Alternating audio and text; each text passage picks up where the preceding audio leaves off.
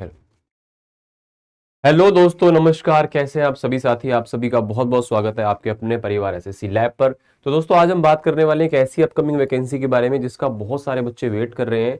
और ये रेलवे की स्टार्टिंग लेवल की नौकरी है, लेकिन इसके अंदर भी अच्छा खासा पेमेंट आप लोगों को मिल जाता है। मैं बात कर रहा हूँ रेलवे ग्रुप डी की, क्योंकि इसके अंदर वो सारी सुविधाएं भी आपको मिलती हैं जो रेलवे कर्मचारियों को मिलती हैं। तो इस लिहाज से यहाँ पर जो एंट्री लेवल की नौकरी है रेलवे में, वो आप ये कह सकते हो ये है। और इसके अंदर भी कुछ मिथ हैं कि सिर्फ इसमें लेबर का काम करना होता है, या मतलब इस तरह की चीजें ही करनी होती हैं। ऐसा नहीं है, हर तरह के काम होते हैं। क्या क्या काम करने पड़ते हैं, क्या एलिजिबिलिटी है, कितना पैसा मिलता है, क्या सुविधाएं मिलती है, सारी बातें हम लोग करेंगे इस वीडियो में। रेलवे ग्रुप डी नोटिफिकेशन कब तक आ सकता है, टोटल पोस्ट कितनी होंगी, एलिजिबिलिटी क्या है, सैलरी यहाँ पर क्या रहती है, एग्जाम पैटर्न, सिलेबस, ठीक है, फिजिकल जो टेस्ट है वो क्या होता है, और कितने मार्क्स पर सिलेक्शन यहाँ पर होता है। देखो, अगर हम बात करें सबसे पहले नोटिफिकेशन की, तो अब तक रेलवे का जो रिकॉर्ड इस साल में रहा है, जब जब उसने बोला तो नोटिफिकेशन समय से आया है। और अच्छी बात यह है कि पेपर भी अब हो रहे हैं, मतलब समय से ही हो रहे हैं। तो अब इसके हिसाब से अगर देखें तो जो कैलेंडर रेलवे ने दिया था, उसने बोला कि अक्टूबर से दिसंबर के बीच में लेवल 1, यहाँ पे ग्रुप डी तो लिखा नहीं है, तो लेवल 1 का मतलब ग्रुप डी, और मिनिस्ट्रियल जो आइसोलेटेड यहाँ पे कैटेगरीज होती है वो एक ही बात, उसी लेवल की चीजें हैं। तो अभी चल रहा है नवंबर एंड पे, मतलब नवंबर एंड हो गया, दिसंबर आ ही गया। तो मान लो कि दिसंबर के दूसरे या पहले वीक में, पहले या दूसरे वीक में आपको इसका नोटिफिकेशन देखने को मिल जाएगा। क्योंकि अभी क्या है, रेलवे एक्सेस कर रहा है अपने सभी जो उसके कितनी कितनी पोस्ट कहाँ पे खाली हैं, कितनी कितनी चीजें कहाँ पे खाली हैं, उसके बारे में सभी जानकारी इकट्ठा करो, तो दिसंबर में आपको मिल जाएगा। कुल 17 पोस्ट जो है इसके अंदर होती है ग्रुप डी में। आप देख सकते हो, assistant workshop, assistant bridge, assistant CNW। देखो, असिस्टेंट का मतलब होता है किसी को असिस्ट करना। अब असिस्टेंट मैकेनिकल में भी होता है, इलेक्ट्रिकल में भी होता है, सिविल में भी होता है, सारी चीजें हैं। तो यहाँ पर मेन काम क्या होता है इनका, टेलीकॉम में, सिग्नल में, है ना, AC में, यहाँ पे सभी में असिस्ट करने के लिए। तो कोई चीज का होती है, मान लो कोई पुल बनता है, ब्रिज बनता है, कोई भी चीज काम होता है, तो उसमें हर लेवल का एम्प्लॉय चाहिए होता है। इंजीनियर भी चाहिए, असिस्टेंट भी चाहिए, है ना, काम करने वाला भी चाहिए। तो वो सारी चीजें यहाँ पे, वो उनका काम असिस्ट करना होता है। अब कहाँ पे ड्यूटी किस टाइप से रहती है वो डिपेंड करता है ना। हाँ, लेकिन ड्यूटी ऐसा नहीं है कि सिर्फ हमें यहाँ पे कोई लेबर का ही काम करना होता है, ऐसा बिल्कुल भी नहीं है। अगर बात करें टोटल नंबर ऑफ पोस्ट की, तो ये कुछ समय पहले का RTI रिप्लाई है, जिसमें हालांकि कुछ साफ दिखाई दे नहीं रहा है, मैंने स्क्रीनशॉट लगाया हुआ है। तो यहाँ पर नॉर्दर्न रीजन के जो कितनी पोस्ट अभी खाली है उसका असेसमेंट हुआ था।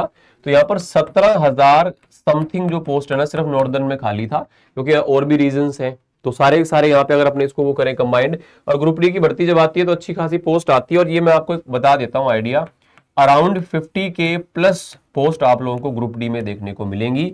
तो इसलिए आपको तैयारी जोरों शोरों से इसकी करनी चाहिए, है ना, ये बहुत ही जरूरी चीज है। दूसरा यहाँ पर एक वो था कि ITI इसमें रहेगा, या फिर 10th पास वाला बच्चा भी दे सकता है ITI, या फिर ओनली 10th पास। देखो, ऐसा नहीं है कि सारी की सारी जॉब ITI की ही होती है। पहले देखो, जिस पहले जो पेपर हुआ था उसके अंदर जो है रेलवे ने बोला था कि भाई हम लास्ट मौका भी दे रहे हैं, जो बिना ITI वाले उनको भी हम ले रहे हैं इसके अंदर। तो अभी आगे से जो ना ITI कंपलसरी हो जाएगी।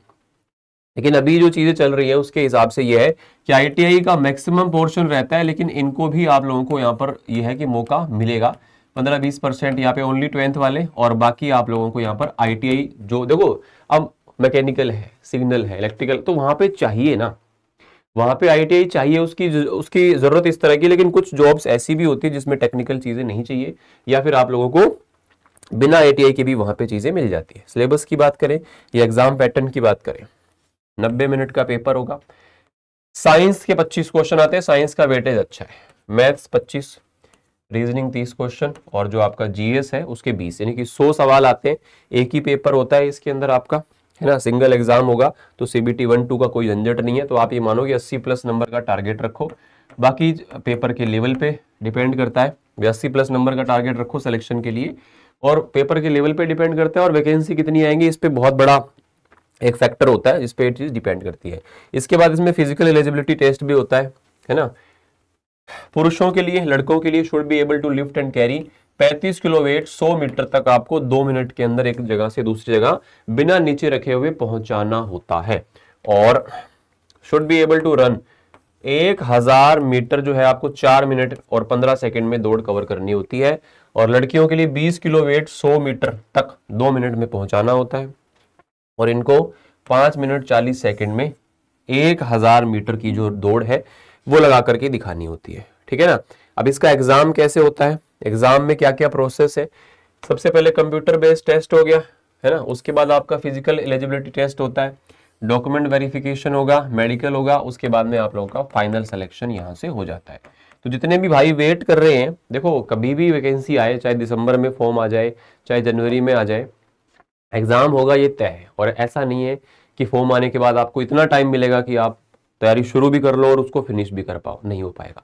तो आपको हालांकि 2 महीने पहले ही जागना था इसके लिए, लेकिन अभी भी देर नहीं हुई है, अभी भी देर नहीं हुई। अगर अभी से भी आप सही तरीके से चीजों को समझें, आप देखो जो जो इसमें चीजें आती है, मैथ्स, रीजनिंग, साइंस और आपका जीएस वाला, तो ये अगर जीएस और साइंस को मिला दे तो देखो आधा लगभग वेटेज यहीं से बन जाता है, समझ रहे हो। और मैथ रीजनिंग अगर आपकी ठीक है, पहले से आप पढ़ रहे हो, तो आपको इस वाले पोर्शन पे ज्यादा फोकस करना है, क्योंकि मैथ रीजनिंग में बहुत ज्यादा आपको हर्डल नहीं आती है, जो ज्यादा हर्डल आती है वो आपको साइंस वाले और जीएस वाले पोर्शन में आती है।